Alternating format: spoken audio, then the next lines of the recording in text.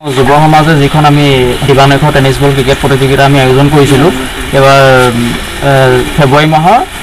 15, 16, 17 আৰু 18 তাৰিখৰ পৰা আমি সেই খেলখন আমি অনুষ্ঠিত কৰাৰ আগতে আমি এটা আলোচনা কৰিছিলোঁ যে আমাৰ এই খেলখনৰ পৰা যিটো ৰাহি ধন থাকিব আমি এই ৰাহি ধনেদি আমি কিছু দৰিদ্ৰ লোকক আমি অলপ হ'লে সহায় আমি আগবঢ়াম। সেইমতে আমি আজি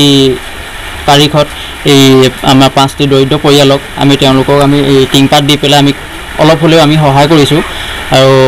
আমি যি হিচাপে ধৰক আমি কথা দিছিলোঁ যে আমি এনেকৈ সহায় কৰিম বুলি তাৰ কথা ৰাখি পেলাই আজি আমি তেওঁলোকক এই টিংপাত বিতৰণ কৰিছোঁ আৰু আমি বহুত সুখী ইমানখিনিকে যেন আমি কৰিব পাৰিলোঁ আৰু ভৱিষ্যতলৈ অনাগত দিনত আমি আৰু এনেকুৱা পদক্ষেপ আমি হাতত লৈ থাকিম।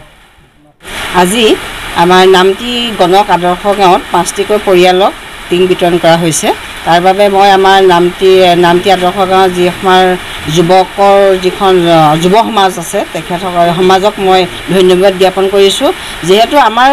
এই যিকেইটা 5টা পৰিয়ালক আমাৰ টিং বিতৰণ কৰা হ'ল সেই পৰিয়ালকেইটা যথেষ্ট জৰাজীৰ্ণ ঘৰত বসবাস কৰি আছে আৰু তেখেতসকলক ঘৰকেইটা আমি বনাই দিবলৈ আগবাঢ়ি